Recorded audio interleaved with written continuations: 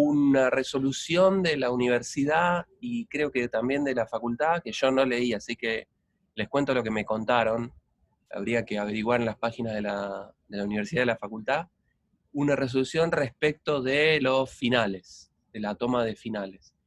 Y resulta ser que solamente para aquellos que le falte 6 materias para recibirse y que ese sea un requisito para presentarse a alguna beca, por ejemplo, las becas de CONICET o las becas UBA, piden en la presentación que uno, a pesar de no estar licenciado, se puede presentar a pedir una beca con el compromiso de recibirse para cierta fecha, que por ejemplo para CONICET es marzo del año que viene. Entonces hay gente que se puede presentar ahora a CONICET debiendo algunos finales, y lo puede hacer. Y la cantidad de finales que pueda deudar para presentarse es 6. Entonces, solo para esa gente, la gente que debe algunos finales del final de la carrera para recibirse y que se va a presentar a una beca, y entonces tiene que rendir esos finales porque se presenta la beca, y si no rinde esos finales, la beca se cae. Entonces, para esa gente se habilitó la posibilidad de rendir finales de manera virtual. Y el mecanismo no me queda del todo claro, si es por Zoom, cuántos minutos y demás. Así que si alguno de ustedes está en esa situación, les sugiero que averigüen, que se fijen en las páginas de la facultad y la UBA, resolución del Consejo Superior y Consejo Directivo respecto de esto. ¿Sí? O si alguien está en esa situación, no sé, me pregunta y yo trato de buscar información. Pero es solo para ese tipo de gente. ¿Sí? Bueno, entonces, la idea de la clase de hoy es hablar sobre algo que se llama ruptura espontánea de la simetría, y la clase que viene, la clase del martes que viene, vamos a ver cómo utilizar la idea de la clase de hoy en lo que vimos la clase pasada, en cómo sería esta idea de ruptura espontánea de la simetría cuando uno quiere unificar la interacción débil y la interacción electromagnética, que vimos que se pueden unificar en la clase pasada. La idea de la clase de hoy es contarles una idea, ¿sí? Es más, la idea es lo que llamo ruptura espontánea de la simetría, también se llama mecanismo de Higgs. Entonces les voy a contar la idea de un paper que escribió Higgs en el 64, creo, o 63, que está linkeado al final de la charla, y es un paper de 2 páginas, así que lo pueden leer en 10 minutos, pero esas 2 páginas le valieron $1 millón y el premio Nobel a Higgs. Entonces, vamos a ver qué significa esto de ruptura espontánea de la simetría, pero antes vamos a ver un breve repaso de lo que vimos la clase pasada. Bueno, si puedo ir a la página que quiero.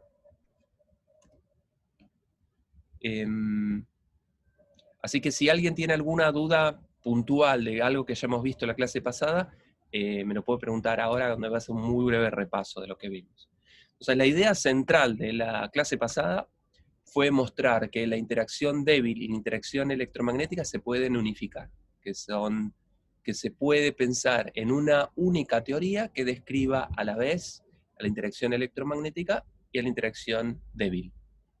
Entonces, ¿cómo fue que vimos eso? Lo que hicimos fue recordar que teníamos un modelo, llamado modelo de Fermi, al cual le fuimos agregando ciertas mejoras, y que ese modelo mejorado era una descripción fenomenológica, o sea, no era una teoría de primeros principios, pero era un modelo copiado de otro y acomodado, que describía bien interacciones débiles que se habían observado en el siglo pasado. Y en particular, el modelo de Fermi describía bien corrientes débiles, interacciones débiles, donde existía un mediador con carga eléctrica, ¿no? Entonces llamábamos corrientes débiles cargadas. La clase pasada les comenté que también existen corrientes débiles neutras, o sea, corrientes donde aparecen, por ejemplo, los neutrinos, entonces son interacciones débiles, pero donde el mediador no tiene carga eléctrica, y eso es porque en esas corrientes, en vez de cambiar el tipo de partícula cosa que ocurre en las corrientes cargadas, donde por ejemplo un neutrino se transforma en un electrón. En estas interacciones débiles la partícula no cambiaba de tipo, entonces tenía un neutrino y salía un neutrino. ¿Sí? Y la partícula mediadora era una partícula entonces sin carga eléctrica que llamamos Z0, se descubrió en la década del 70. Entonces todas estas observaciones experimentales vimos que se pueden condensar y describir por este modelo, pero también vimos la clase pasada que si uno mira con cuidado, uno puede formular una teoría de Yang-Mills basada al grupo de simetría SU2 que acomoda perfectamente todo lo que habíamos visto en la última clase y media, ¿sí? Entonces, la característica de la interacción débil es que se da entre pares de partículas bien definidos, entonces uno puede armarse dobletes. Y tanto las corrientes cargadas como la corriente neutra se pueden escribir en términos de estos dobletes y de los generadores del grupo de SU2, que eran las matrices de Pauli. Vimos la clase pasada que explícitamente las dos corrientes cargadas, la que sube la carga y la que baja la carga, y la corriente neutra débiles, se podían escribir como un doblete de SU2, un doblete de campos, gamma mu, las matrices de Pauli y el mismo doblete. Pero eso no es ni más ni menos que la corriente de Dirac que uno obtiene cuando uno hace una teoría de Yang-Mills con el grupo SU2. ¿Sí? Entonces lo que vimos la clase pasada es que uno puede escribir un lagrangiano de Yang-Mills basado en la simetría de SU2, donde los dobletes son estos pares de partículas, o sea, el neutrino de electrón, el neutrino de muón, el muón, el quark Q, el quark D, y así sucesivamente. Y la estructura del lagrangiano nos daba exactamente lo mismo que daba el modelo de Fermi y todas sus mejoras. ¿Sí? Eso es lo que vimos la clase pasada. No obstante, marcamos el hecho de que el formalismo no es del todo correcto, en el sentido de que esa teoría, por cómo la construimos y por el hecho de que vimos que los neutrinos violan paridad, era una teoría que solo involucraba las componentes left de todos los campos. Del neutrino, fenómeno, porque los neutrinos son left, pero también de los electrones. Y lo que uno observa en los experimentos es que también uno observa contribuciones de electrones right, no de los neutrinos, porque los neutrinos no son right, pero de los electrones sí. Entonces la teoría está casi bien, ¿sí? Entonces uno necesita hacer algo para corregir esa teoría de modo tal de que describa las cosas de manera apropiada. Entonces, la idea que les comenté en la clase pasada fue la propuesta que hicieron Glashow, Weinberg y Salam, en el que ellos mostraron que pueden solucionar este problema de que las interacciones débiles en la teoría que vimos en la clase pasada es solo entre componentes left, unificando el electromagnetismo y la interacción débil. Y vimos que había ciertos indicios de que tiene sentido unificar el electromagnetismo e interacción débil, entre ellos, el primero que se me viene a la mente es el hecho de que los bosones de las corrientes débiles cargadas tienen carga eléctrica, justamente. Y si tienen carga eléctrica, interactúan con el electromagnetismo, con lo cual el electromagnetismo e interacción débil de alguna manera están relacionados. Entonces la idea de Glashow, Weinberg y Salam es la siguiente. Dicen, bueno, tengo una teoría U1 de algo que voy a llamar hipercarga, y por otro lado tengo una teoría SU2 left, de quiralidad left, que solo afecta a los componentes left de tanto los electrones como de los neutrinos. Pero, con estos dos grupos de simetría conformo una única simetría que llamo U1 por SU2 left, donde en realidad los bosones físicos de esta teoría unificada que uno observa no son el B mu, que es el bosón de gauge de U1 de hipercarga, ni los 3 W mu i del SU2 left. ¿Sí? O sea, tengo una teoría 1, una teoría SU2 left, cada uno tiene sus bosones de gauge, al de 1 lo llamo B mu, al de SU2 left lo llamo W1, W2, W3. Pero esos 4 bosones de gauge no son los que yo observo en la naturaleza, sino que es una combinación lineal de ellos muy particular.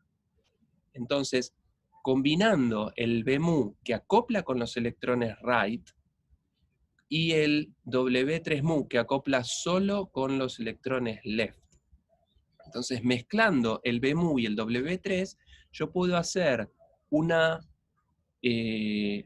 con esos dos bosones de gauge, una interacción que sea el electromagnetismo, que acopla con partículas con carga eléctrica, con sus componentes left y sus componentes right. Pero lo más interesante es que el bosón de gauge ortogonal a ese, es el bosón físico que uno observa, el ZMU, es un bicho que acopla con las componentes left de los neutrinos solamente, pero con las componentes left y right de los electrones, que es justamente el problema que queríamos solucionar. El cómo hacer eso es un detalle que vamos a dejar para la clase que viene, ¿sí? Pero lo importante que les quería transmitir la clase pasada es la idea de cuál es el problema y cuál es la posible solución. La implementación la veremos la clase que viene. ¿Está bien? Muy bien, ese es un muy breve repaso de lo que vimos la clase pasada. Pero había un aspecto de lo que discutimos la clase pasada que nos había quedado pendiente, y es el hecho de que experimentalmente los mediadores de la interacción débil, el Z y el W, son partículas que cuando se descubrieron en la década del 80, 70, 80, se les midió la masa. Al día de hoy se sigue midiendo con precisión la masa de estas partículas. La masa de estas partículas, medida con precisión, es un parámetro muy importante de la teoría. Por eso es que se sigue midiendo 40 años después. Pero las masas de estas partículas son bastante grandes. El Z tiene una masa de 91 GeV y el W una masa de 80 GeV. Si lo piensan, es 80 o 90 veces la masa de un protón, la masa de una partícula fundamental. Entonces estos bichos son muy masivos, ¿sí? Y es una evidencia empírica. Pero estas masas no pueden estar en el lagrangiano, porque recuerden que cuando hablamos de Lagrangiano y Yang-Mills, y vimos que podíamos tratar de generalizar el lagrangiano, agregando un término que dependa solamente de los campos de gauge, terminamos construyendo el F-mu, porque lo que queríamos era un objeto que dependa solo de los campos de gauge, pero que sea invariante de gauge e invariante de Lorentz a la vez. Y lo que vimos es que un término del tipo AMU por AMU o ZMU por ZMU no es invariante de gauge, porque cuando ustedes se fijan cómo transforman los bosones de gauge, por ejemplo el WMU, ¿no? Vimos que el WMU transforma de una manera muy particular. Si ustedes describen WMU' por WMU', eso no es lo mismo que WMU por WMU. Con lo cual, no puedo poner en el lagrangiano un término que sea proporcional al WMU al cuadrado, que sería un término de masas, ¿sí? Porque eso no es un término invariante de gauge. Entonces, como no puedo poner un término de masas, lo que digo es, la teoría funciona bien, pero si la partícula tiene masa cero, ¿no? Si agrego un término que sea 0 por WMU cuadrado, eso lo puedo hacer, pero estoy diciendo que la única masa permitida es 0, o sea, las partículas son no masivas. Entonces, recapitulando, experimentalmente los bosones de gauge tienen masa, los bosones de gauge en interacción débil tienen masa, pero no puedo poner un término de masa en el lagrangiano porque no es invariante de gauge. Y un término de masa en lagrangiano es un término proporcional al campo al cuadrado. Pues recuerden que en Klein-Gordon el término de masa era m phi por phi, y en Dirac también es m psi techo por psi, ¿sí? Entonces los términos de masa son los términos que son cuadráticos en los campos. Pero los términos cuadráticos de los campos de gauge no son invariantes de gauge, con lo cual no los puedo agregar de prepo en el lagrangiano, porque entonces rompe la invariancia del lagrangiano. Entonces, para solucionar ese problema, digo, todas las partículas tienen masa cero, y chau, no tengo ese problema. No tengo ese problema, pero esa teoría la tengo que tirar a la basura porque no describe partículas con masa. Entonces, algo hay que hacer. ¿Está bien? También vimos en la clase pasada que los fermiones tampoco pueden tener masas, porque si tuviesen masa los fermiones, como en la teoría débil, en SU2 left, los dobletes son electrón-neutrino, por ejemplo. Entonces la matriz de masa que escribí la clase pasada explícitamente es 0 para la masa del neutrino y la masa del electrón, con lo cual no es una matriz proporcional a la identidad, y cuando uno hace la invariancia de gauge, o sea, reemplaza los campos por los campos transformados, el lagrangiano cambia, no es el mismo, o sea, se rompe la invariancia de gauge. Entonces, no solo los bosones de gauge no pueden tener masa en esta teoría, sino que los fermiones tampoco. Con lo cual, la teoría que estuvimos construyendo funciona fenómeno, pero para el caso que las partículas tengan todas masa cero. Y sabemos que las partículas tienen masa. Entonces no pueden aparecer términos del tipo psi techo por psi, ni zeta mu, porque estos términos rompen la invariancia de Lagrangiano. ¿Sí? Entonces lo que necesitamos, pero la teoría anda bien, en el sentido que las predicciones, cuando uno hace cálculos, el cálculo predice lo que uno ve. A ver, una pregunta, no entiendo una cosa, si los WZ son masivos y media interacciones que se pueden dar en un núcleo de un átomo, ¿de dónde sale la masa? ¿De dónde sale la masa? Justamente es la pregunta de este slide. Entonces vamos al final de la clase vamos a tratar de responder esa pregunta de dónde sale la masa. Entonces lo que estoy tratando de contarles es, entonces pateo esa pregunta que me acaban de hacer para el final de la clase. En resumen, el problema que estoy poniendo sobre la mesa, es el hecho que tenemos una teoría que describe bien las interacciones fuertes, el lagrangiano de QCD, y las interacciones electrodébiles, ¿sí? Pero que en esta teoría las partículas no pueden tener masa, porque si las tuvieran, el lagrangiano ya no es masa invariante de Gauge y toda la teoría se va a la basura. No obstante, las predicciones de la teoría funcionan bien. Yo la clase pasada les mostré que hay un muy buen acuerdo entre las predicciones de modelo cuando uno calcula, dice, a ver, si yo midiese esto, ¿cuánto me daría? Y la teoría me dice 27, voy mido, me da 27, y eso pasa con todos los observables que se me ocurrió calcular, entonces la teoría de alguna manera está bien. Entonces algo hay que hacer para solucionar este problema de las masas, ¿sí? Entonces me gustaría inventar un mecanismo que respete la invariancia de Gauge, con lo cual la teoría siga siendo válida, pero que de alguna manera en ese mecanismo aparezcan términos de masa, ¿sí? Una especie de masa efectiva, algo que aparezca un m zeta mu, donde entonces este m es la masa del z, ¿sí? O sea, quiero términos cuadráticos en los campos, que son los términos de masa, que aparezcan sin romper la invariancia de Gauge. Ese es el kit de la cuestión. ¿Sí? Quiero algo que respete la invariancia de Gauge y que me haga aparecer términos cuadráticos en los campos que son términos de masa. ¿Está bien? Y uno podría preguntarse lo que recién me estaban preguntando, que qué es la masa, ¿no? Y si hacen una visión un poco introspectiva, ¿cuándo fue que claramente a uno le definieron qué es la masa? No queda del todo claro, ¿no? Entonces, la masa cuando uno entró a la facultad era una constante de proporcionalidad entre la fuerza y la aceleración. Y ahí uno no le levantó la mano al docente y decir, no, pero explícame qué es la masa. Era una constante de proporcionalidad. Y después cuando uno va a mecánica, dicen, bueno, la masa aparece en el lagrangiano o en el hamiltoniano, y es una constante, y nadie preguntó tampoco. Y cuando uno ve la ecuación de Schrödinger, dice, bueno, y esta es la masa de la partícula, y tampoco uno pregunta. Y cuando yo hablé de ecuación de Klein-Gordon o de Dirac, puse la masa y nadie preguntó nada, y cuando uno ve en campos lo mismo. O sea, en definitiva, uno hereda la noción de masa, y uno sabe intuitivamente qué es la masa, pero estamos viendo que en esta teoría no nos queda claro qué es la masa, ¿sí? Y vamos a ver que la masa no es tanto lo que uno piensa, o que es algo que vale la pena preguntarse qué es, ¿sí?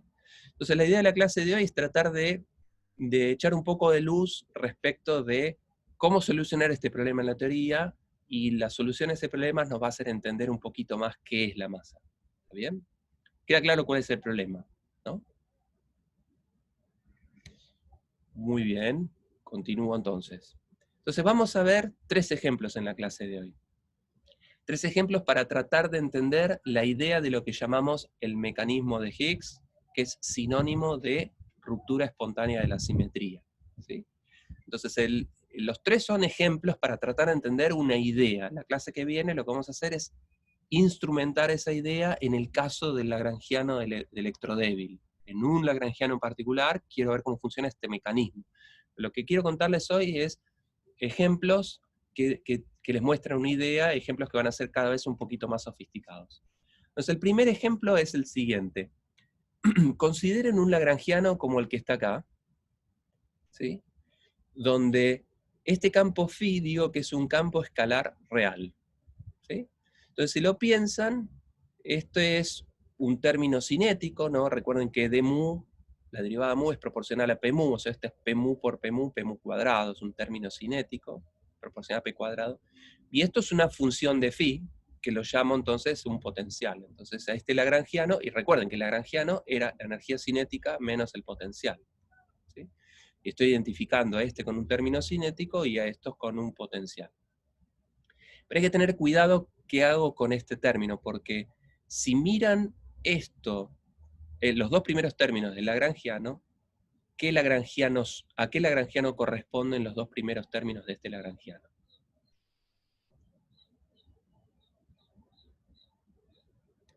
Pregunto para ver si están vivos del otro lado. Los dos primeros términos de este lagrangiano son ¿qué lagrangiano? El de Klein-Gordon, muy bien. Dependiendo de cuánto valga este mu cuadrado, porque recuerden que el lagrangiano de Klein-Gordon se escribía exactamente así, si mu cuadrado fuese una cosa positiva, ¿no? Porque el lagrangiano de Klein-Gordon, si acá pongo un menos y esto es positivo, me daba las ecuaciones de Klein-Gordon, y en las ecuaciones de Klein-Gordon ese numerito m lo identificaba con la masa que venía de la dispersión relativista. ¿Sí? Entonces, si mu cuadrado es un número positivo, o sea, si mu es real, entonces el segundo término y el primero son el lagrangiano de Klein-Gordon, o sea, es el lagrangiano de una partícula libre con masa, y el otro término entonces sería un término, una interacción, un potencial. Entonces, si mu cuadrado es mayor que 0 en esta descripción que hago acá, este lagrangiano describe una partícula masiva, pues el lagrangiano de Klein-Gordon con una masa, más un potencial. ¿Sí? Ahora, si mu cuadrado fuese negativo, entonces ahora este término no tiene el mismo signo del lagrangiano de Klein-Gordon, entonces no puedo decir que es el lagrangiano de Klein-Gordon. Sería el lagrangiano de Klein-Gordon para una partícula sin masa, ¿no? Donde el segundo término no lo puede identificar con el lagrangiano de Klein-Gordon. El lagrangiano de Klein-Gordon es de mu menos m cuadrado phi cuadrado, donde m cuadrado es positivo. Y hay un signo menos, y ese signo menos es importante porque cuando hago las ecuaciones de Klein-Gordon, ese signo se propaga y eso me da la relación de dispersión relativista. Con el signo distinto no me da. ¿Está bien? Entonces, si mu cuadrado es negativo, esto ya no es el lagrangiano de Klein-Gordon de una partícula con masa, es el lagrangiano de Klein-Gordon de una partícula sin masa, es el lagrangiano de Klein-Gordon donde el término menos m cuadrado phi cuadrado no está, entonces es decir que está pero que m vale 0, es el lagrangiano de partículas sin masa, y este segundo término ahora entonces se lo enchufo al potencial. Es una función de phi, es un potencial. Entonces, si mu cuadrado es negativo, o sea, si mu es un número complejo, particular, entonces mu no es la masa, y el segundo y el tercer término son parte de un potencial. ¿No? Entonces, si grafico ese potencial, o sea, me voy a concentrar solo en ese caso. El otro caso no me interesa porque es el lagrangiano de Klein-Gordon con una interacción que no me interesa. Me interesa el caso en el que mu cuadrado es negativo. En ese caso grafico este potencial que, si se fijan, es como el lagrangiano es t menos b, el potencial es con los signos cambiados, ¿no? Es este que escribí acá abajo, ¿sí? Y como mu cuadrado es negativo, el término cuadrático es negativo y el término cuártico es positivo. Entonces, para valores chiquititos de phi domina el término cuadrático, con lo cual es una parábola para abajo, pero para valores grandes de phi domina el phi a la cuarta, con lo cual tengo la cuártica, positiva. Entonces, si uno grafica este potencial, tiene esta pinta. El potencial en función de phi. ¿Sí? Y fíjense, este potencial tiene dos mínimos locales. ¿Sí? Y si uno calculase cuáles son los mínimos, ¿sí? Toma la derivada de esto, le igual a 0 y despeja phi, eso me da dos valores, que los llamo v. ¿Sí? Entonces en b y en menos b, tengo los mínimos. Cuando phi vale b o cuando phi vale menos b, el potencial alcanza un mínimo. Y los valores, el valor de b depende de cómo es la función, depende de quién es mu cuadrado y de quién es este lambda. ¿Sí? Entonces, existe un estado de menor energía, existen dos estados de menor energía, dos estados fundamentales de este potencial, Y sería interesante describir las cosas respecto de un mínimo, ¿no? Porque respecto de un mínimo yo puedo decir que el mínimo es el vacío y los estados ligados excitados corresponden a tener una partícula, dos partículas, tres partículas sucesivamente. O sea, en general describir las cosas respecto de un mínimo es algo deseable. Entonces sería interesante hacer un cambio de variables, es decir, el mismo lagrangiano, en vez de escribirlo en términos de phi, lo voy a escribir respecto de un mínimo, ¿no? Entonces, fíjense que el lagrangiano en sí tiene una cierta simetría, porque el potencial es simétrico respecto de phi. O sea, cambiar phi por menos phi no me hace invariante el lagrangiano. O sea, hay una simetría en el lagrangiano, ¿sí? Pero esa simetría la tengo si yo describo las cosas respecto de esta variable dinámica phi. Pero si yo en vez de describir las cosas respecto de phi, la describo respecto de un mínimo, si describo las cosas respecto de, por ejemplo, v, ahora ya no hay simetría, porque si miro para un lado de b pasa una cosa, si miro para el otro lado de b pasa otra, ¿sí? Entonces, el lagrangiano tiene una cierta simetría, pero si yo describo las cosas respecto de un mínimo, pierdo esa simetría. Y no hay ningún problema, es una observación matemática nada más. ¿De acuerdo? Entonces, muy bien. Hagamos eso. Veamos qué ocurre si uno describe el lagrangiano anterior respecto del mínimo. O sea, me paro en B y respecto de B agrego un campo que sea la variación del espacio, y me diga cuánto vale en un determinado valor de X respecto de B, cuánto vale el campo. ¿Sí? Es simplemente un cambio de variables, es como decir, en vez de escribir las cosas respecto de acá, las describo respecto de acá más 2 metros. ¿Sí? Es un simple cambio de variables. Entonces, si en el lagrangiano anterior yo reemplazo a phi por b más eta, me va a quedar otra expresión del mismo, otro lagrangiano, pero es que describe exactamente el mismo proceso físico. Que lo que estoy haciendo simplemente es un cambio de coordenadas. Entonces, si hacen eso, si reemplazan a phi en el lagrangiano del slide anterior por b más eta de x, le queda este lagrangiano de acá. ¿Sí? Y recordando que v cuadrado, que v era la raíz cuadrada que v era una función de mu cuadrado y de lambda, ¿sí? Y que mu cuadrado era negativo, con lo cual menos 2 por mu cuadrado es un número positivo que lo llamo m cuadrado, por ponerle un nombre, pero que estoy diciendo que es un número positivo. Entonces, reemplazando b cuadrado en términos, y a lambda, ¿sí? Fíjense que lambda por b cuadrado es menos mu cuadrado.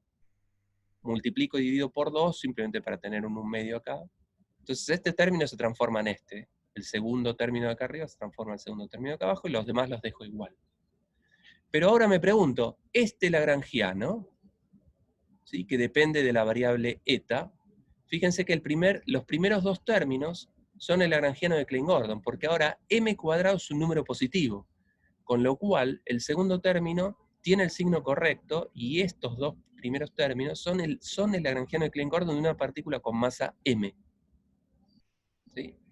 Y ahora el potencial cambió, antes tenía un potencial, ahora tengo un potencial que es distinto. En particular es un potencial no simétrico, porque fíjense que depende de eta cubo, eta a la cuarta, y eta no es cero, está descentrado. Pero el lagrangiano que acabo de escribir describe idénticamente la misma física que el lagrangiano del slide anterior. O sea, el lagrangiano del slide anterior, que era simétrico, describe una cierta física, y observo que tiene una simetría dada, ¿no? El potencial es completamente simétrico, o sea, hay simetría de reflexión y demás. Este lagrangiano que acabo de escribir describe idénticamente el mismo proceso físico. ¿Sí? No cambió la física, pero perdí la simetría. Perdí la simetría y ahora estoy describiendo las cosas en términos de una partícula con masa. En el slide anterior tenía el lagrangiano de una partícula sin masa y con un potencial simétrico, y ahora tengo el potencial de una partícula con masa donde perdí la simetría.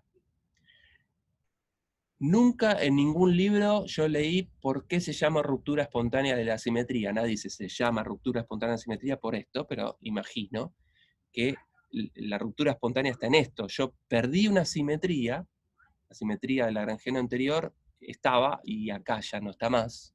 Perdí una simetría. Pero lo hice con un cambio de variables, con lo cual no altero nada, y la física es la misma, no estoy cambiando la física. Entonces yo estoy describiendo las mismas cosas, pero perdí una simetría. Por eso se llama ruptura de la simetría, una simetría tenía y se rompió, pero espontánea en el sentido de que la puedo hacer con costo cero, porque lo que estoy describiendo es exactamente lo mismo. Yo puedo hacer esto de manera gratis, ¿sí? Entonces, fíjense que no hay más simetría de reflexión, y el lagrangiano se describe ahora en términos de una partícula eta de un campo eta de X que tiene masa, ¿sí? Entonces lo que hicimos fue, al elegir describir las cosas respecto de un mínimo, perdí la simetría del problema, ¿sí?, en la descripción, pero ahora estoy describiendo a una partícula que tiene masa y que tiene otro potencial. Pero la física sigue siendo la misma. Entonces, cambié una simetría por una masa y una interacción efectiva. Ahora la interacción, el potencial cambió, ¿sí? Tengo una masa y además el potencial cambió. La descripción es exactamente la misma, ¿sí? Pero estoy hablando de cosas distintas, de cosas que se expresan de manera distinta. Antes tenía una partícula sin masa y ahora tengo una partícula con masa. Pero para que la descripción sea la misma, el potencial cambió y perdí una simetría. Es fundamental para mí, para lo que queda de la clase de hoy, para la clase que viene, que entiendan la idea conceptual. Y me parece más sencillo que en estos dos slides no lo puedo contar. Entonces es fundamental que si alguien tiene alguna duda de lo que conté en el slide anterior y en este, que lo diga ahora, pues tiene que entenderse bien el concepto. ¿Todos entienden perfectamente lo que acabo de decir? ¿Hay alguien que le quedó la más remota duda? Gustavo, yo tengo una duda muy chiquita de cuando definiste el lagrangiano. O sea, entiendo que es el lagrangiano de Klein-Gordon, pero el último término lo pusiste porque te convenía o de dónde salió. ¿Cuál? ¿En este slide o en el que sigue? En ese, el término menos un cuarto lambda phi Ah, cuarta. muy bien. Esto es lo que propone Higgs. Es una cosa arbitraria. Fíjate que esto no pasa con cualquier cosa, con cualquier potencial. Pasa con este potencial. O sea, no Claro, es por una eso. cosa... Ok. Claro, no es Es una arbitrario. cosa... Claro, no es una cosa general. Es una cosa muy particular, con este potencial específico. Pero con este potencial específico, si te tragás ese sapo, digamos, si aceptás esto, me están empezando el problema con una cosa arbitraria. Muy bien, pero si sigo la aislación, el resto del concepto es lo que quiero que se entienda. Pero el punto de partida es una cosa arbitraria, ¿sí? Sí. Este se llama potencial de Higgs. Perfecto, gracias.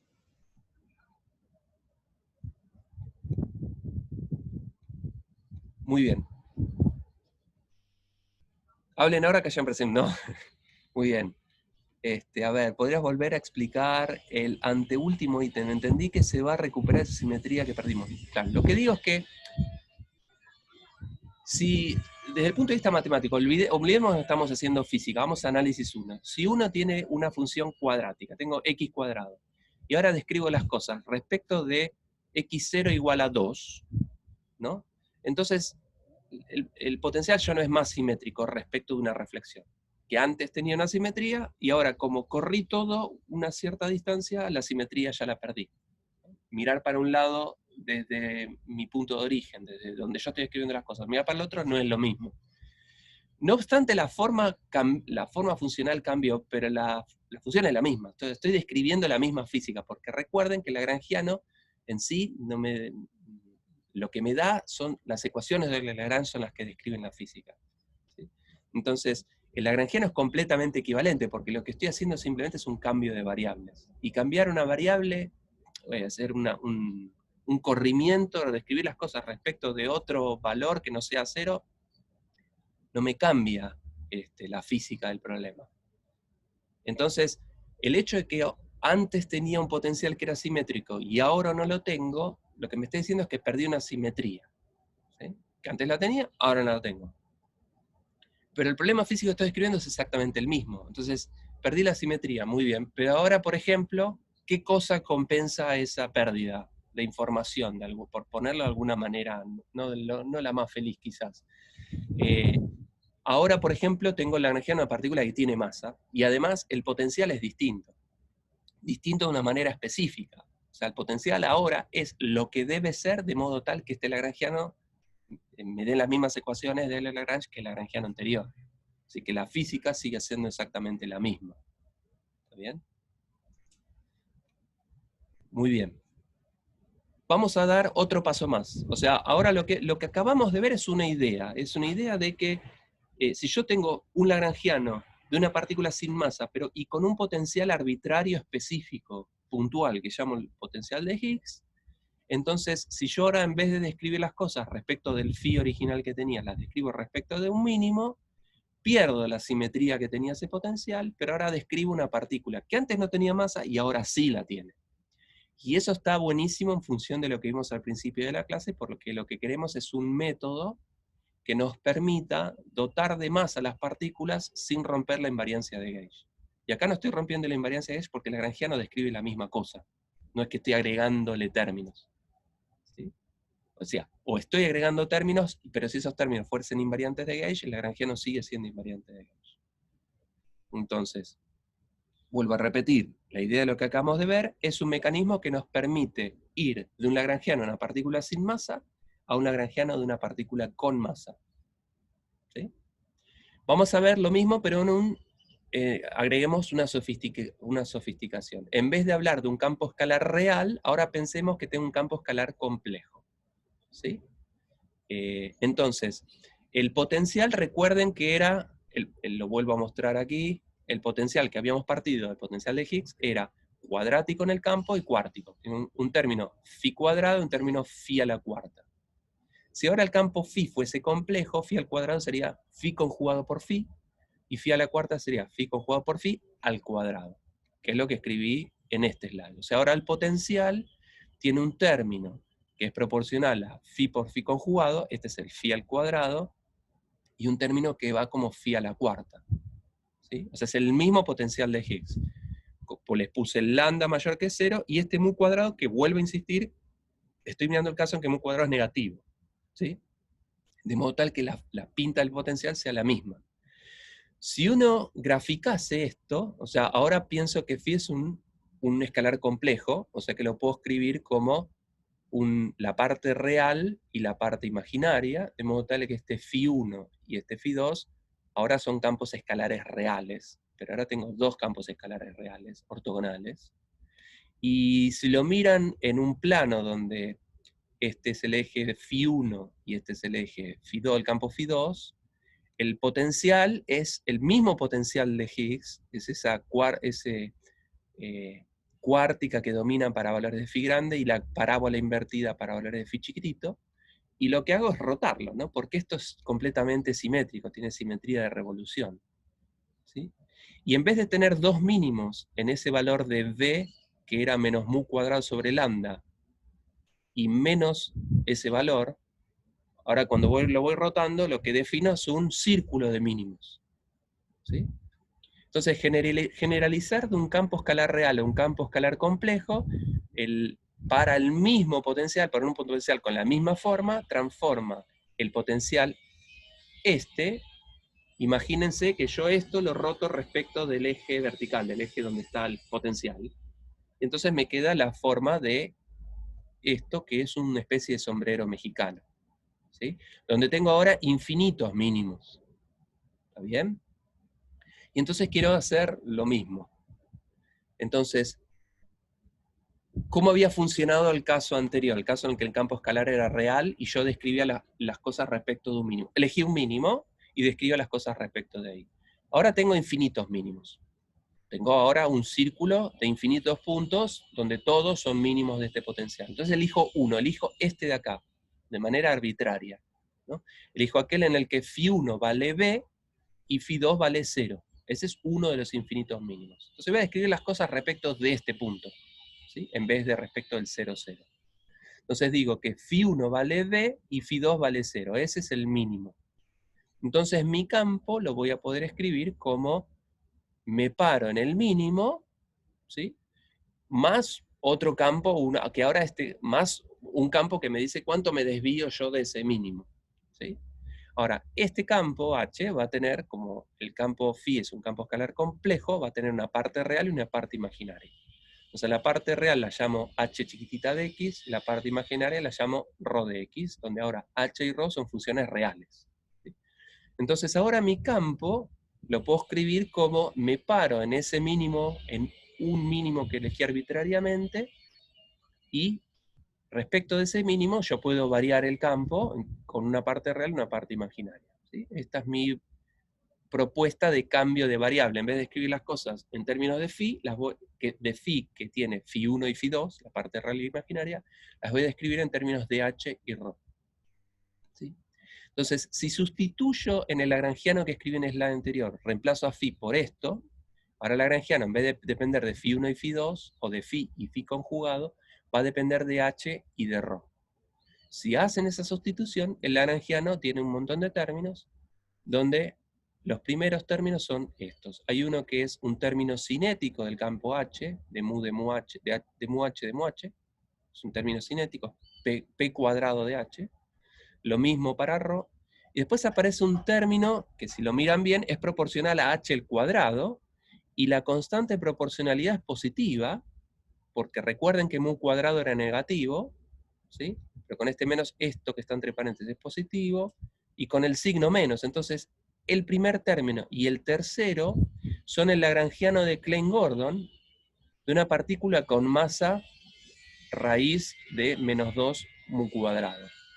¿Sí? Esto sería entonces la masa al cuadrado, y el signo lo tiene perfecto.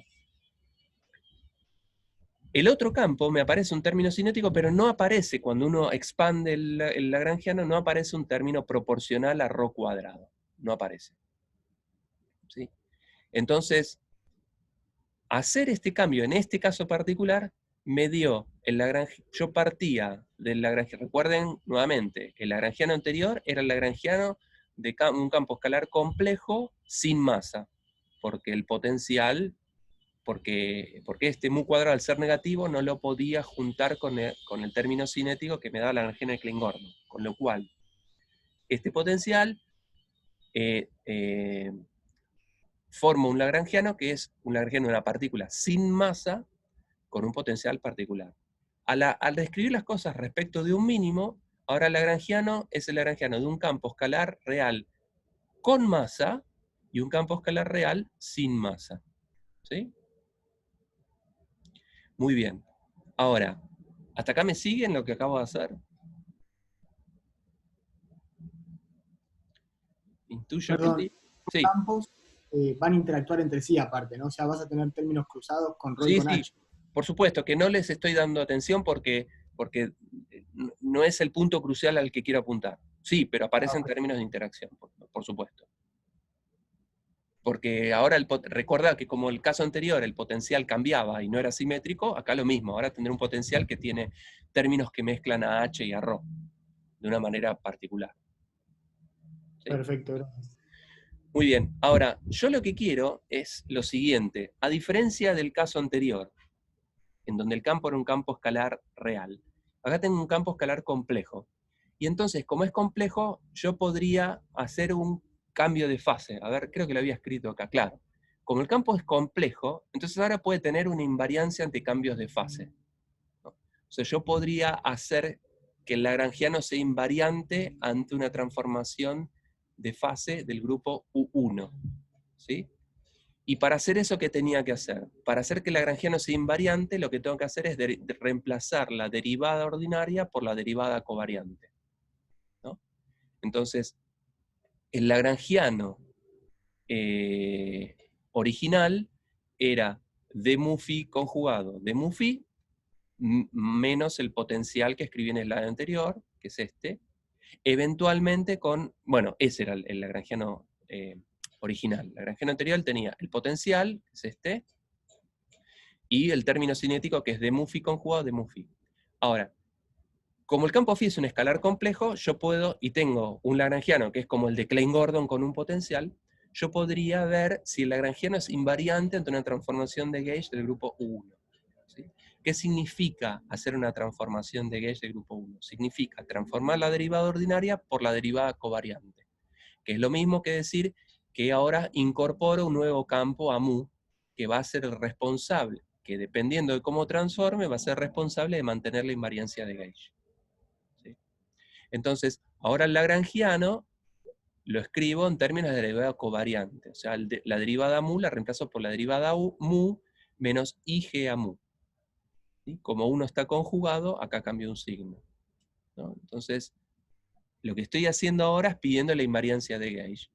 Y incorporo entonces explícitamente el F mu nu, ¿sí? Porque este término que depende solo del campo AMU, que era la derivada mu de ANU menos la derivada nu de AMU, ¿sí? Era un objeto que era invariante de Gauge e invariante de Lorentz. O sea, si yo al campo phi le cambio una fase, este lagrangiano es el mismo de antes. El precio que tuve que pagar es el precio que ya aprendimos que hay que pagar si uno quiere que el lagrangiano sea invariante, que es agregar campos de Gauge. ¿Sí? Muy bien. Entonces, si este es el lagrangiano que es invariante de Gauge, ante transformación del grupo U1, ¿qué pasa si ahora le describo las cosas en vez del término del campo phi y phi conjugado, o sea, de phi1 y phi2, si lo describo en términos de h y ρ?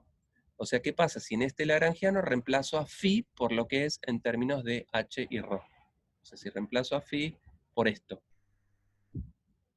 ¿Sí? Si a phi conjugado lo reemplazo por esto, en este lagrangiano de arriba, me queda otro lagrangiano, ¿sí? Con un montón de términos.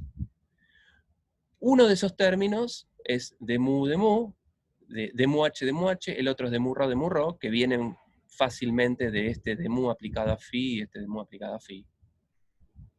Después aparece un término proporcional a h al cuadrado, donde la constante de proporcionalidad es positiva, con este signo menos. Este tercer término y el primer término corresponden al lagrangiano de Klein-Gordon de una partícula con masa.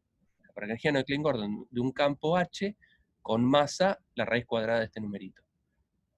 Después aparece el término cinético de ρ, pero no aparece un término proporcional a ρ al cuadrado. Con lo cual, lo que digo es que este lagrangiano describe a una partícula H con masa, una partícula ρ sin masa y un potencial. ¿Sí? Ahora, en ese potencial, como ahora estoy haciendo la invariancia de Gauge, aparecen términos de interacción entre los campos y el campo de Gauge. Pero el campo tiene una constante, esta V. Fíjense que ahora el campo tiene, estoy describiendo las cosas respecto de un mínimo, que es un valor particular, fijo. ¿Sí? Entonces aparecen términos que tienen que ver con AMU cuadrado, que vienen de multiplicar este término por este término, y la parte constante de phi. Phi tiene metido adentro un V, si lo miran, phi tiene metido acá adentro un V, entonces este phi tiene un B, este phi conjugado tiene otro B, o sea, cuando multiplique este término por este término va a aparecer un B cuadrado, también va a aparecer un G cuadrado, porque cada uno de estos tiene un G, y después va a aparecer un AMU, que es este término de acá. ¿Sí? Más otros términos.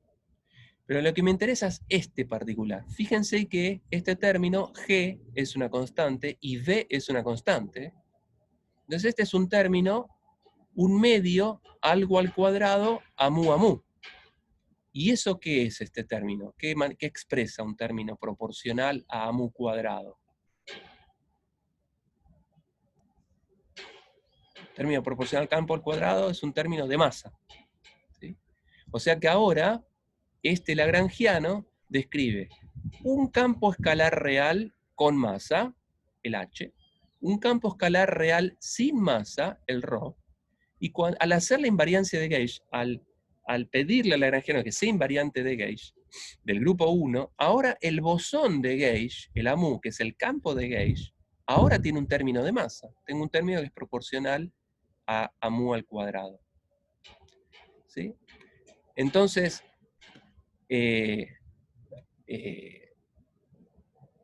interpretemos un poquito qué significa esto. Entonces, lo que hice fue, agarré el lagrangiano de un campo escalar complejo phi sin masa y le agregué el potencial de Higgs. Y ahora hago la misma historia que vimos en el ejemplo anterior. Veo que observo que el potencial de Higgs es simétrico, o sea que el lagrangiano tiene una simetría definida, y hago simplemente un cambio de variable. Describo las cosas, en vez de 0, 0, las describo respecto de un mínimo particular. O sea, hago un simple cambio de variables. Mi lagrangiano dependía de dos campos, el phi1 y el phi2, la parte real y la imaginaria del campo phi. Ahora el lagrangiano depende de esas mismas de otras variables, del campo ρ y del campo h. Lo que pasa es que originalmente, el lagrangiano original, que tenía la simetría del potencial, era el lagrangiano de partículas sin masa, y ahora tengo el lagrangiano de partículas con masa, Pero al pedir la invariancia de gauge, o sea, cuando incorporo los campos de gauge que mantienen invariante al lagrangiano, ante una transformación de fase de grupo 1, al incorporar el campo de gauge en este proceso adquirió masa también. Entonces, en este ejemplo concreto, fíjense que pasé de un lagrangiano de dos partículas, de dos campos sin masa y un potencial con simetría, a un lagrangiano de una partícula masiva, de otra que no la es, y un campo de gauge, o sea, ahora el lagrangiano es invariante de gauge, agregué eso respecto al caso anterior, pero además le di masa al campo de gauge.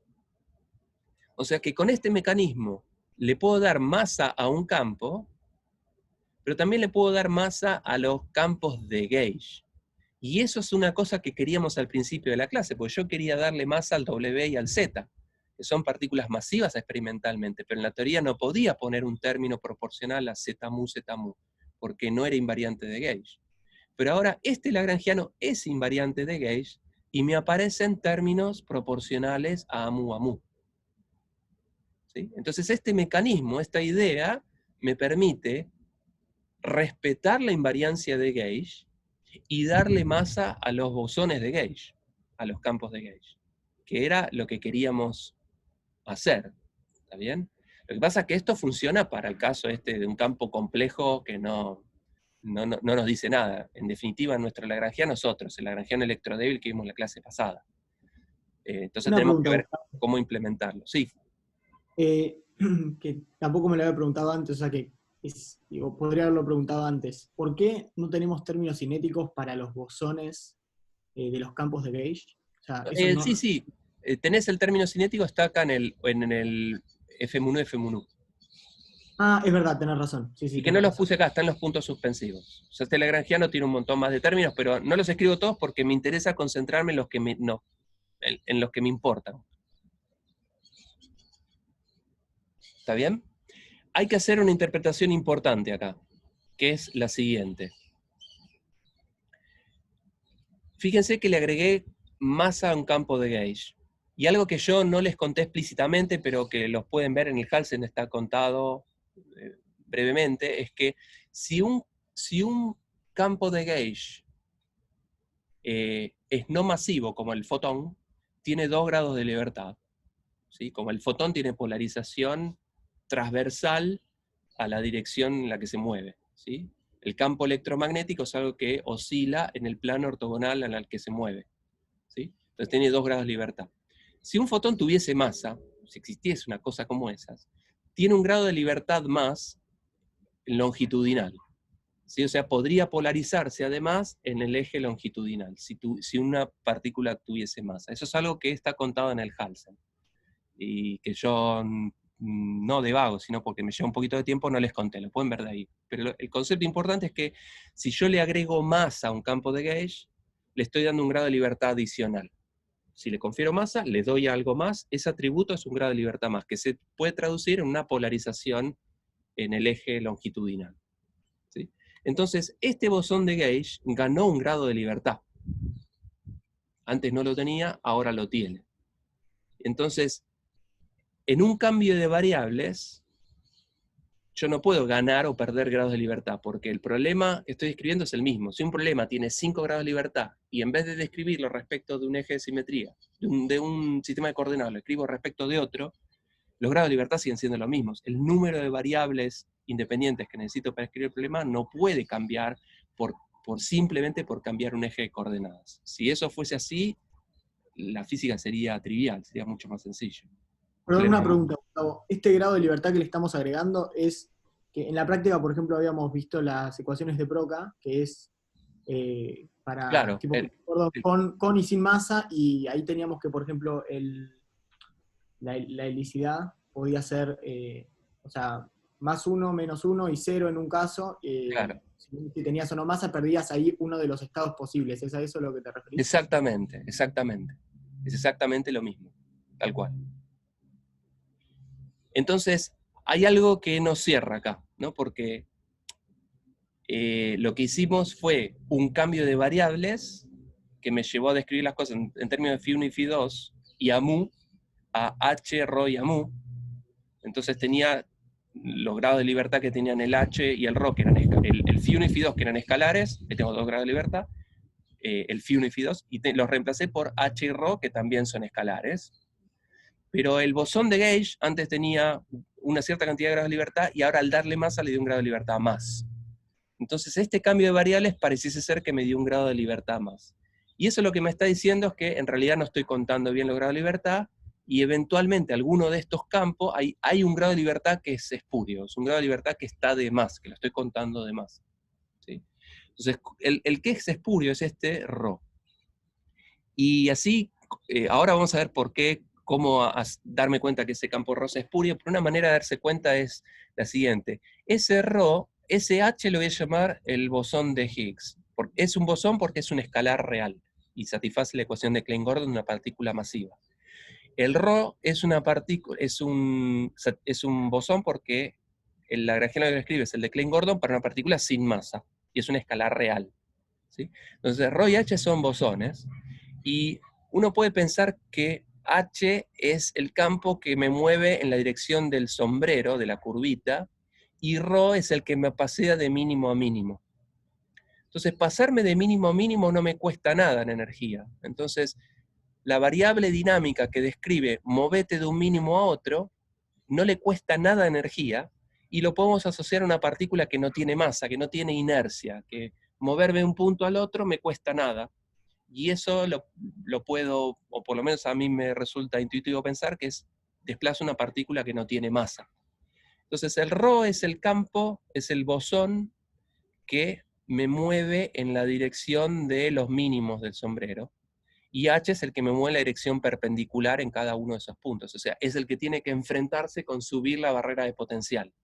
Entonces, como le cuesta subir, a mí me cuesta energía moverlo de estado, es como que tengo que entregar la energía, y eso lo pienso como una inercia, ¿no? Como que tengo que vencer esa inercia, ese estado de movimiento.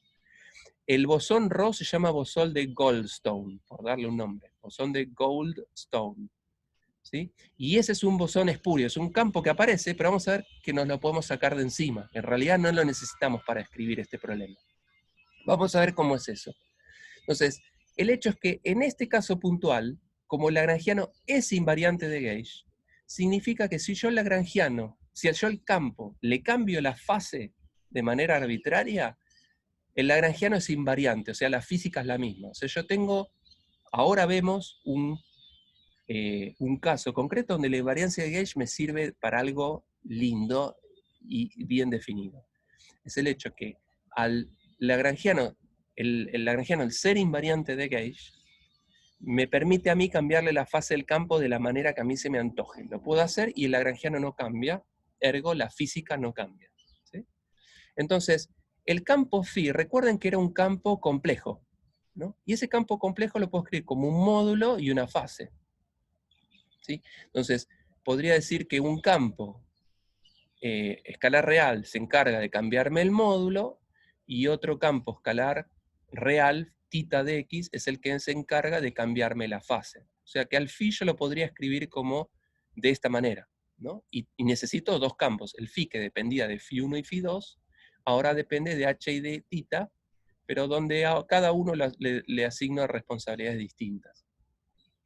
El hecho es que este θ, fíjense que ahora mi campo phi es algo por E a la I θ de X sobre B. Pero ahora esto que está acá es un cambio de fase.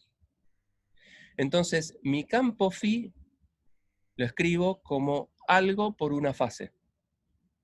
Y el lagrangiano es invariante de Gage. Significa que yo al campo phi le puedo cambiar la fase como se me antoje, y el lagrangiano queda invariante. Porque el AMU va a hacer lo que sea necesario para que el lagrangiano quede invariante. Entonces, si ahora pienso que esto es una transformación de Gage, ¿no? Es una transformación de fase local que le estoy haciendo a este campo escalar real, ¿sí? Entonces, yo puedo hacer una transformación u otra manera de decirlo, yo puedo hacer una transformación de fase que sea E a la menos I θ sobre B, que cancele esto, y a eso se lo llama fijar el Gage, ¿no? El campo es este, y ahora a este campo le cambio la fase. Y eso lo puedo hacer gratis porque el lagrangiano es invariante de Gage. ¿Invariante de Gage qué significa? que yo le puedo cambiar la fase al campo y que el lagrangiano es invariante, justamente. Entonces, lo que voy a hacer justamente es eso, voy a cambiarle la fase. Voy a cambiar la fase, se la anulo, le cambio la fase con el menos tita, de modo tal que esta exponencial muere. Entonces, de estos dos campos, h y tita, en realidad el tita me lo puedo sacar de encima, se lo traga una transformación de fase que es invariante de gauge. Entonces, de los dos campos, uno de los dos está de más, no lo necesito. Lo puedo absorber en la transformación de gauge. Eso significa que un campo es espurio. Entonces el phi, en realidad, para este caso puntual, lo puedo expresar en términos solamente de este campo H. ¿Sí? Y si reemplazo, ahora phi lo reemplazo por esta expresión, el lagrangiano tiene una pinta que depende solamente del campo H y ahora del campo de gauge a mu, y el potencial, o sea, si ustedes hacen el reemplazo del lagrangiano por este campo phi, lo que queda es, explícitamente, es este lagrangiano que les conté acá. ¿Sí? Este es un lagrangiano que es el lagrangiano de un campo escalar complejo con un potencial que es el potencial de Higgs, y que el lagrangiano es invariante de gauge en transformaciones de fase 1. La invariancia de gauge se traga a uno de los dos grados de libertad de mi campo phi, pierdo un grado de libertad ahí, pero lo gano por el otro lado dándole masa al bosón de gauge. Vuelvo a repetir, hay una pregunta, esperen un segundo. Entonces, al tener el lagrangiano de un campo escalar complejo, sin masa, con el potencial de Higgs, y pedirle invariancia de gauge, y al describir las cosas respecto de un mínimo pasan muchas cosas. Una es que, en vez de hablar de un campo de gauge, de un campo escalar sin masa, ahora tengo un campo escalar con masa. Pero además, el campo de gauge, que no era masivo y ahora se transforma en masivo, que ganó un grado de libertad, ese grado de libertad que gané lo perdí porque se lo tragó la transformación de gauge. Porque en realidad de los dos campos, del H y del θ, uno de los dos es espurio. Me lo puedo sacar de encima por la invariancia de gauge. A ver, hay una pregunta. ¿Hay algo que no me queda claro? ¿No habíamos definido desde el principio a phi como escalar real? No, yo lo que dije en este segundo caso es que phi es un escalar complejo. Recuerden, vimos dos casos. A ver, vuelvo para atrás. Claro. El caso anterior que habíamos visto, el primer caso, era el caso en el que phi es un escalar real. ¿Sí? Y vimos que, bueno, le dábamos, que haciendo esta ruptura de la simetría, le podíamos dar más a los campos. Ahora, el otro paso es decir, ahora el potencial depende, ahora el campo es un escalar complejo, depende de phi1 y phi2. ¿Está bien? Perfecto.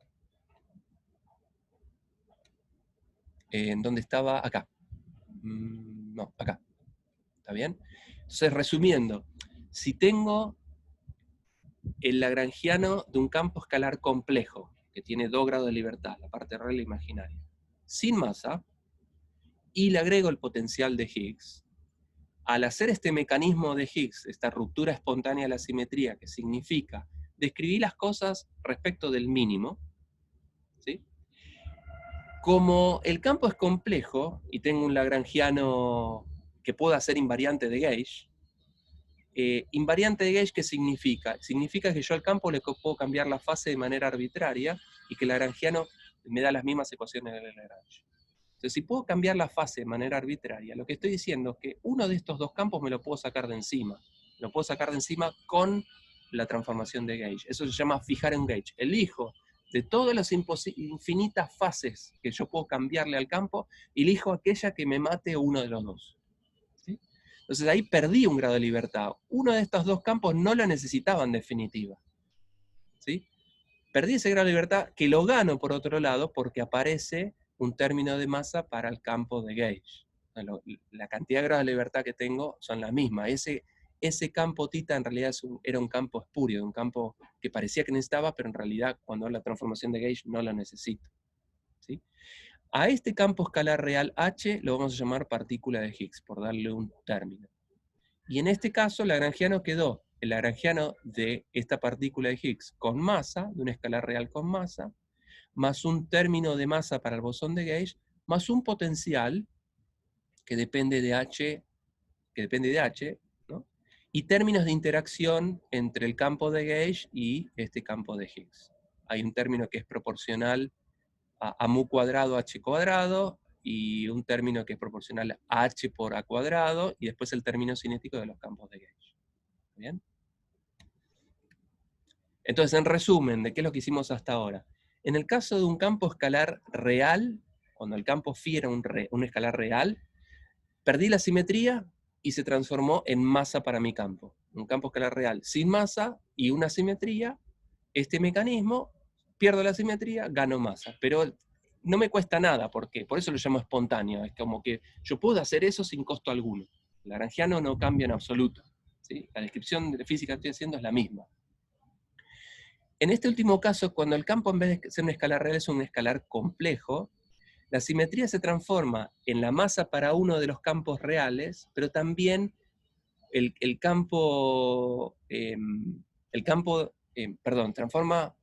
paso de un lagrangiano de escalares no masivos al lagrangiano de un escalar con masa. Pero además, si agrego el hecho de que, como el campo es complejo, puedo hacer una transformación de gauge, del grupo U1, puedo hacer una transformación de fase local, la transformación de gauge vimos que absorbe uno de esos campos, el campo no masivo, ¿sí? Entonces pierdo ese grado de libertad que lo recupero por otro lado en masa para el bosón de gauge, ¿sí?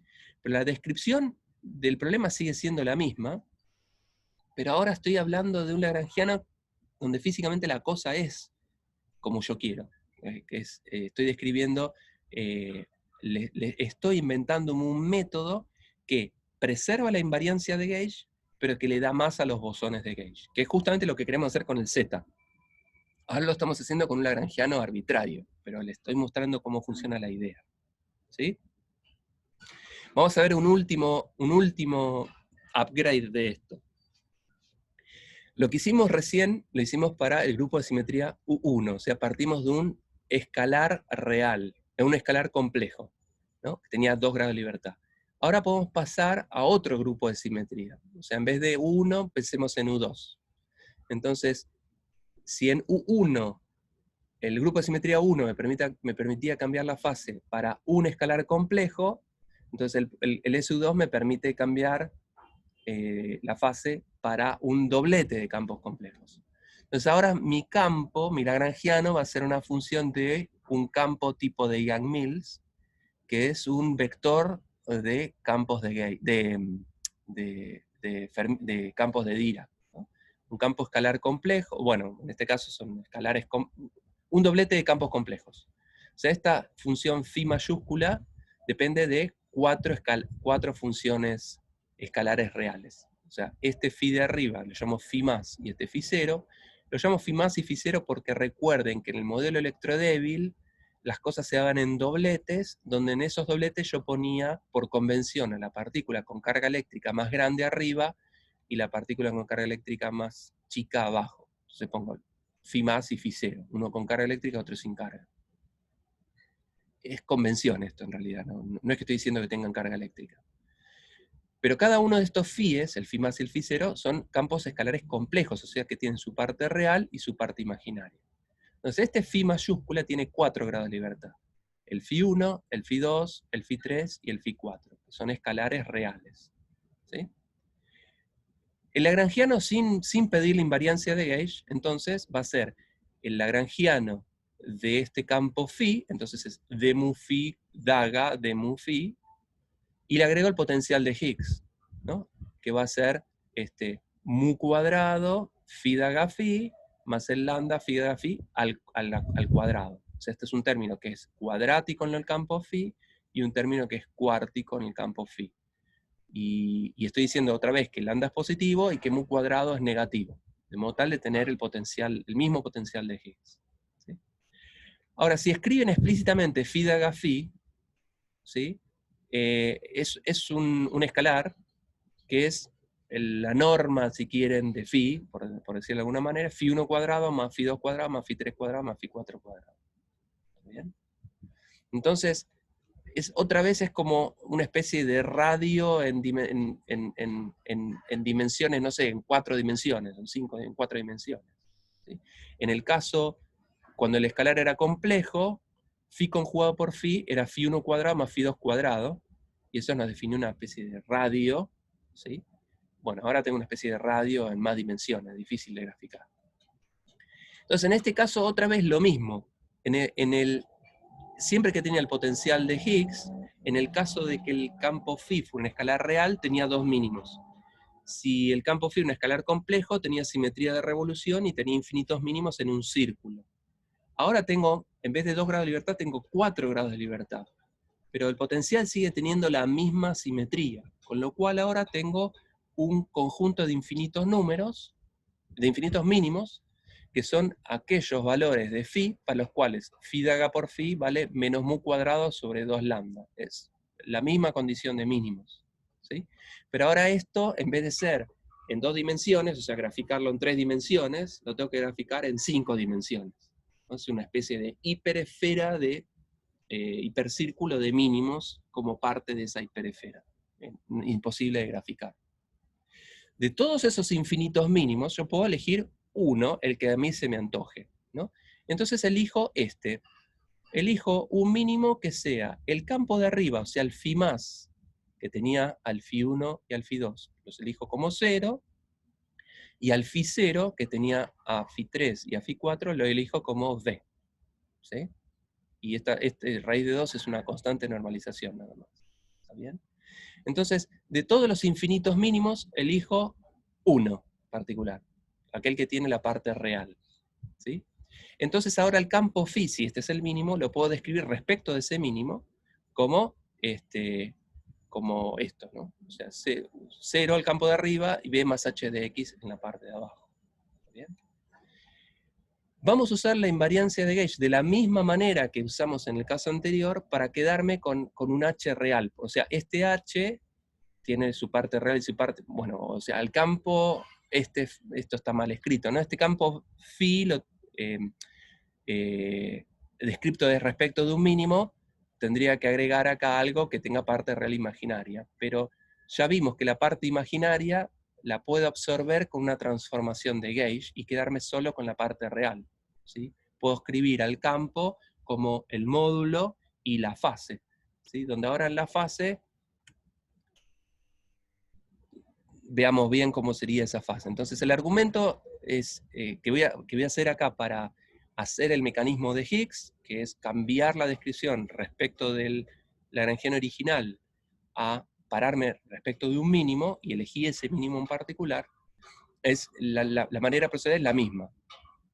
Lo que pasa es que ahora, como el lagrangiano es invariante de gauge SU2, las transformaciones que dejan invariante el lagrangiano son transformaciones de esta pinta. O sea, si yo al campo phi, que dependía de 4 grados de libertad, lo escribo como un phi', que es el phi viejo, más un cambio de fase, y en el grupo SU2 tengo 3 generadores, que son las matrices de Pauli. Entonces, el cambio de fase va a involucrar a 3 parámetros alfa i, que cada uno me dice cuánto estoy cambiando respecto de cada generador sigma i. ¿No? Recuerden. Esto ya lo vimos clases atrás. En el caso de SU2, la transformación de fase no la escribe con los generadores del grupo, que son las matrices de Pauli. Como son 3, entonces tengo 3 campos alfa i, ¿sí? O 3 fases alfa i que me dicen cuánto modifico respecto de cada generador. Entonces, recuerden que para hacer el cambio de fase me convenía escribir las cosas como un escalar complejo, ¿no? Entonces, fíjense que al campo phi yo lo puedo escribir como este campo que escribí acá arriba, ¿sí? Mi escalar, que dependa de un escalar real, 1 grado de libertad, y los otros 3 grados de libertad los puedo utilizar para describir una fase en ese espacio, en el espacio de SU2. Entonces necesito una fase para el sigma 1, una fase para el sigma 2, una fase para el sigma 3. Entonces cada uno de estos tita, de esos 3 titas que necesito, los utilizo para cambiar la fase de cada uno de los generadores. Hay una pregunta, esperemos un segundo. Entonces lo que digo es que el campo phi, en general, si lo describo respecto del mínimo, lo puedo escribir de esta manera, donde un escalar real lo utilizo para escribir el módulo de phi, y los otros tres para escribir la fase en el grupo SU2, que necesito tres fases arbitrarias para cada uno de los tres generadores. A ver, hay una pregunta. ¿Por qué 5 dimensiones tenemos 4? Perdón, cuando dije 5 dimensiones es para graficar, ¿no? Si yo quiero graficar las cosas, necesito mi grado de libertad más uno más, que es donde digo están las cosas. En el caso de un grado de libertad, para graficar el potencial necesitaba 2 coordenadas. El phi, mi grado de libertad, y 1 donde voy a decir cuánto valen las cosas. En ese sentido dije 5 grados. Muy bien. Entonces, lo que digo es que mi campo phi, cuando yo lo escribo respecto de un mínimo, lo puedo escribir como el módulo dependiendo de un único campo y una fase que dependa de otros 3 campos. ¿Sí? Ahora, el campo escrito de esta manera, y sabiendo que el lagrangiano que depende de este campo es invariante de gauge, me permite a mí fijar el gauge de manera arbitraria. ¿Qué significa invariancia de gauge? Que yo puedo elegir el gauge que se me dé la gana y que el lagrangiano no cambia. Entonces, ¿qué significa el gauge que se me dé la gana? Voy a elegir uno, voy a fijar un gauge. Un cambio de fase que me mate esta fase. Entonces, estos 3 campos θ i que necesito para escribir a phi, el campo de la transformación de gauge se los absorbe. ¿Sí? Entonces, estos 3 campos son los 3 bosones de Goldstone, esos 3 campos espurios, que en realidad no necesitaba, en el caso particular de que el lagrangiano sea invariante de gauge. Entonces, si yo pido que el lagrangiano sea invariante de gauge, esos 3 campos se le absorbe la transformación de gauge. Entonces, solo me quedo con este campo escalar real. Ahora, esos 3 grados de libertad que perdí, entre comillas, perdí, porque se fueron estos 3 θ i, los vamos a ver en el slide que viene que los recupero porque ahora los bosones de gauge, cuando yo hago la transformación de gauge, los bosones de gauge van a adquirir masa. Pierdo estos 3 grados, estos 3 θ, pero si los pierdo, me aparecen masa para los bosones de gauge. Entonces la cantidad de grados de libertad que tengo es exactamente la misma. Vamos a ver cómo sería eso con un muy breve detalle. Entonces, cuando escribimos en el lagrangiano, para pedir que el lagrangiano sea invariante, lo que teníamos que hacer es transformar la derivada ordinaria en derivada covariante. Entonces, tengo una pregunta. ¿No? sí. Esto de elegir este cambio de fase particular para tachar ese término es exactamente lo mismo cuando elegimos el cambio de coordenadas para pararnos en el mínimo, ¿no? Que apareció Sí, también en el término. están relacionados, sí, sí. Okay. Entonces, volviendo, en el lagrangiano original hay un término que es la derivada mu de phi, derivada mu de phi. Creo que lo escribí, así que se los puedo mostrar. Tenemos el lagrangiano original, no lo escribí. Sí, acá está. Hay un término que es la derivada mu de phi, daga, derivada mu de phi. Pedir que el lagrangiano, y este lo escribí ahí, el lagrangiano sin aplicar la transformación de gauge. Cuando yo pido que el lagrangiano sea invariante de gauge, lo que tengo que hacer es transformar la derivada ordinaria en derivada covariante, que eso significa agregar campos de gauge, ¿no? Y pedir qué es lo que tienen que hacer esos campos de gauge porque el lagrangiano sea invariante. Entonces, este primer término, que es el término cinético de los campos phi, cuando yo pido invariancia de gauge, lo que tengo que hacer es reemplazar esta derivada ordinaria por la derivada covariante. Y eso es lo que estoy haciendo acá. Entonces me concentro solamente en ese término de lagrangiano. Cambiar la derivada ordinaria por derivada covariante significa que ahora esta de mu es la derivada ordinaria menos IG, los generadores del grupo y los campos de gauge. Entonces, como estoy pidiendo invariancia entre el grupo SU2, porque phi es un doblete de campos complejos, la invariancia de gauge SU2, lo que me decía es cambiar la derivada ordinaria por una derivada covariante que es la derivada ordinaria más 3 términos que tienen a los 3 campos de gauge, donde I es 1, 2 o 3, ¿sí? Y sigma I son las 3 matrices de Pauli. ¿Sí? Esto lo vimos ya varias veces en las clases previas. Entonces, este término del lagrangiano, el término cinético, va a tener esta pinta. Y eso me va a dar 4 términos, ¿no? Tengo el producto de cosas que tienen dos términos.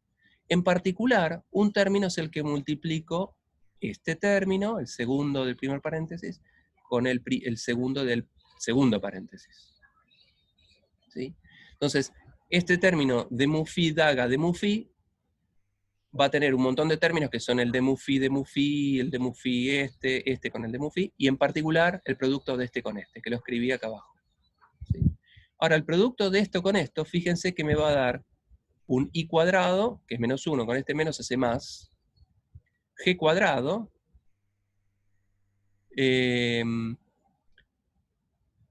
sigma i cuadrado, pero sigma i cuadrado es 2 veces la delta de i, es 2 veces, es 2. La sigma cuadrado es 2 en este caso. Entonces desaparecen las sigmas. Me aparecen W1 cuadrado más W2 cuadrado más W3 cuadrado, y después aparece el phi. Y el phi, recordemos, que tenía dos términos, ¿no? Uno que era B y otro H de X. Entonces me van a aparecer un montón de términos que van a tener que ver con B cuadrado, términos que van a tener que ver con H cuadrado, y términos que tienen el producto cruzado B con H. Solo me concentro en aquellas cosas de la phi, que es un objeto que tiene dos componentes, me concentro con la parte de phi que me da B acá, y la parte de phi que me da B acá. Entonces va a haber un término que es B cuadrado. Y un montón de otros términos que no me interesan.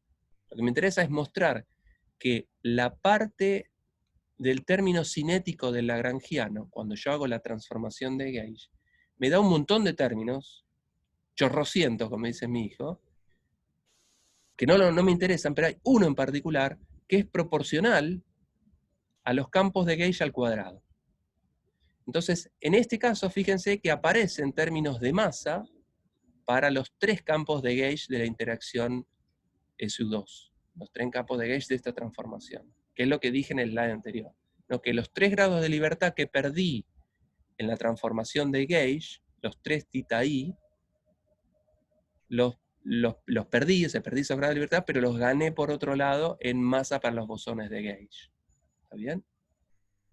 Entonces, fíjense que con este mecanismo, o sea, yo les conté 3 ejemplos, ¿no? Les conté esta idea del mecanismo de Higgs, que es un potencial arbitrario muy particular, con una simetría, que yo puedo perder esa simetría de manera gratis, simplemente describiendo las cosas respecto de un mínimo.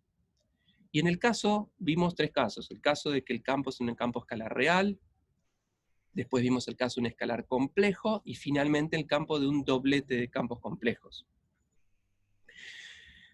Entonces, fíjense que con este mecanismo lo que podemos hacer es, en estos casos que acabamos de ver, es darle masa al campo este que estoy introduciendo. Estoy introduciendo un campo phi nuevo, que no está en ningún lagrangiano que hayamos visto antes. Esto es un phi nuevo, la partícula de Higgs. Pero en particular esta ruptura de la simetría me permite darle masa a los bosones de Gauge. Y ese es el problema que les comenté que teníamos en el slide 1 de la charla de hoy, y lo que vimos en la clase pasada, que términos proporcionales a z mu cuadrado o w mu cuadrado no podía poner lagrangiano, porque como cambian el z y como transforma el w, la invariancia de Gauge se rompe. De la misma manera que no podía poner un término a mu en el lagrangiano, porque eso no era invariante de Gauge. Entonces no podía tener términos de masa para los campos de Gauge. Pero este mecanismo me permite, si yo acepto incorporar una partícula nueva a un lagrangiano, que es este campo H, los bosones de Gauge adquieren masa. Entonces este mecanismo me permite dotar de masa a los bosones de Gauge, en particular a los bosones de interacción débil, ¿sí? Sin romper la invariancia de Gauge. Es lo que planteamos que queríamos en el primer slide, ¿sí? Lo que vamos a ver en la clase que viene es cómo tenemos que hacerlo de la manera apropiada, de modo tal de darle la masa que le corresponde al Z, la masa que le corresponde al W más, al W menos, y no darle masa al fotón. Yo quiero hacer algo que le dé masa a 3 bosones de Gauge, y que no le dé masa al fotón, porque el fotón es una partícula no masiva. De la misma manera, en el primer slide de la charla de hoy, vimos que los fermiones también no le podíamos dar masa en la teoría electrodébil, porque la matriz de masa era no proporcional de identidad, y eso rompía la invariancia de Gauge. Y entonces al principio de la clase les dije Esta teoría es muy linda, pero funciona para partículas sin masa. Lo que vamos a ver en la clase que viene es que este mismo mecanismo que acabamos de ver hoy también nos permite darle masa a los fermiones, no solo a los bosones de Gauge, ni al campo H, sino también a los fermiones de la teoría, al electrón, a los quarks y demás. ¿Sí?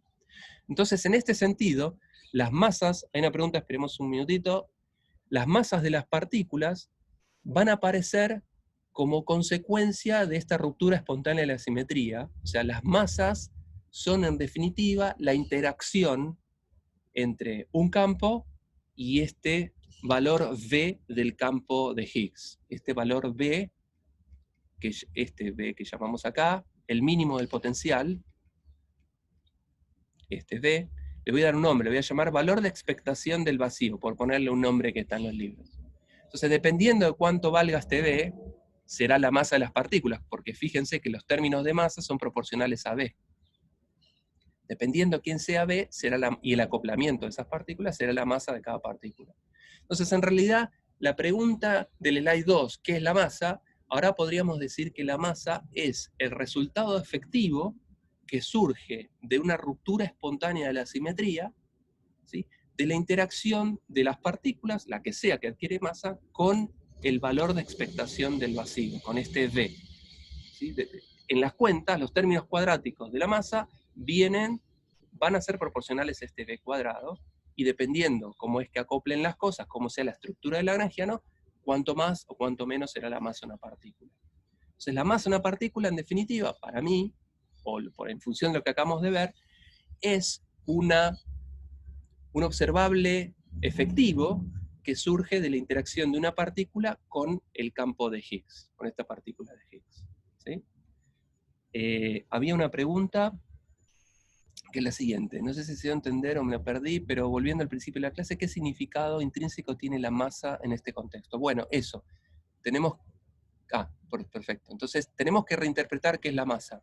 Me da la impresión, a orden cero, por lo que acabamos de ver, que la masa es una interacción efectiva entre un campo fermiónico de una partícula sin masa, por ejemplo, vamos a ver la clase que viene, un electrón, que al interactuar con este campo phi, que tiene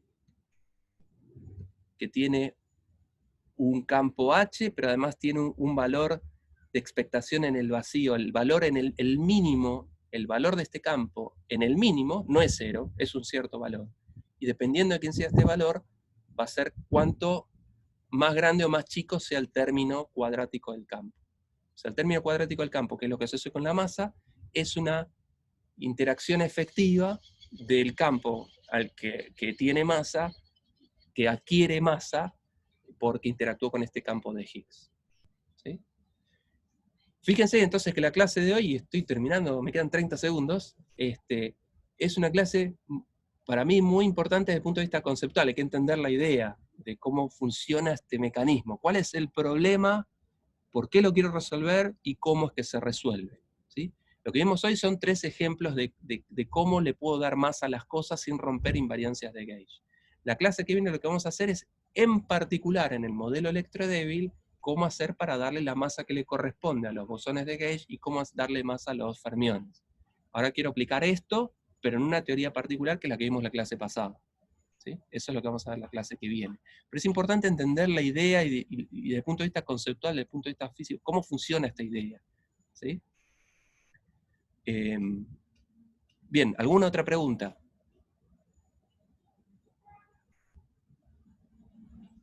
Yo no entendí si los bosones tienen masa todo el tiempo o únicamente cuando interaccionan los ZW. Fíjate, acá no estamos hablando de evolución temporal, ¿no? La variable t no entra nunca acá en este lagrangiano, ¿no? O sea, aparecen distintos términos, dan cuenta de distintas cosas. Y el hecho de que en lagrangiano aparezcan términos proporcionales al campo al cuadrado, me está diciendo que ese campo tiene masa, y la tiene siempre, no hay variable t ahí. Ese es Claro, ¿no? Pero digo, o sea, los bosones en los procesos tienen como una masa que es casi 40 veces la de un átomo de hidrógeno o de helio. Sí. Esa era la pregunta que yo hacía al comienzo. ¿Dónde está esa masa antes de la interacción débil? La masa es una característica intrínseca de la partícula. Y, ¿no? O decir, ¿qué color tiene un quark? Tiene color rojo, es una característica intrínseca. No es que dice, ¿cuándo adquiere color rojo? No, lo tiene. En este caso, la característica intrínseca es la masa, y se manifiesta simplemente porque en el lagrangiano tenés términos que son cuadráticos en los campos. Y el coeficiente que está acá te dice cuánto es la masa de esa partícula. Lo que estamos viendo es que ese término aparece, con lo cual volvamos al principio, ¿no? Que en el lagrangiano nosotros pusimos m y era la masa.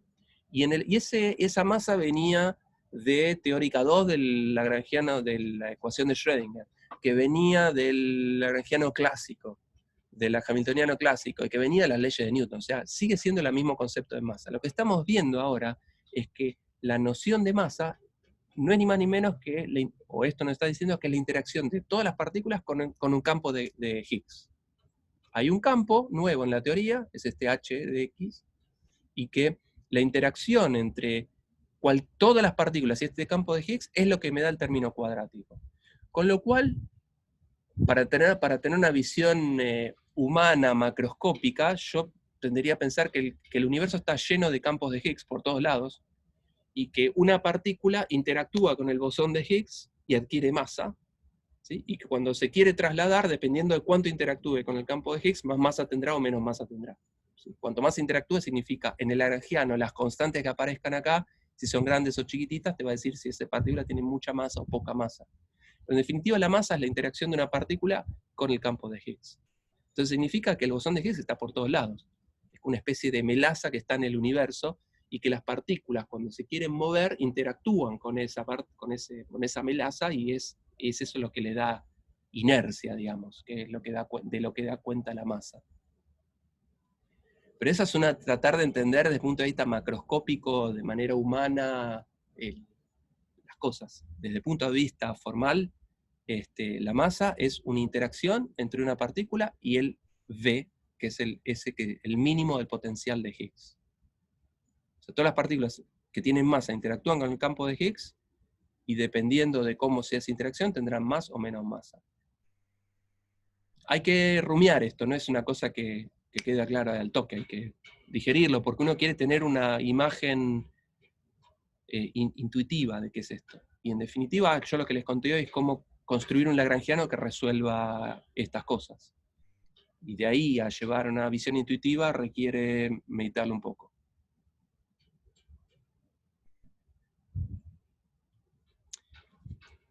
La clase que viene vamos a juntar lo que vimos hoy y la clase anterior. Es ver cómo unificar la interacción electromagnética, la interacción débil, y darle masa a las partículas como corresponde. ¿Sí? O sea, es una especie, nos va a obligar a repasar lo que vimos hoy en la clase pasada.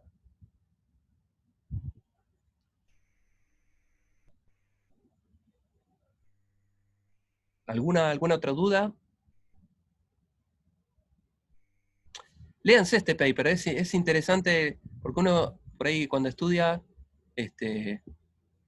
está bueno ir a la fuente, ¿no? Qué sé yo, el paper de efectos fotoeléctricos es lindo de leer, qué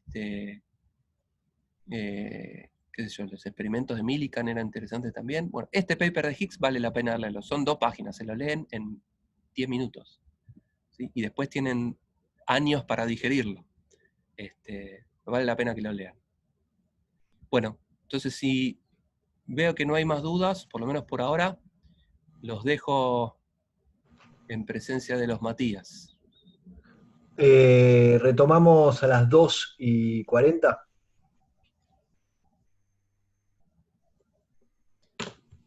Buenísimo. Nos vemos, Gustavo. Nos vemos, muchachos.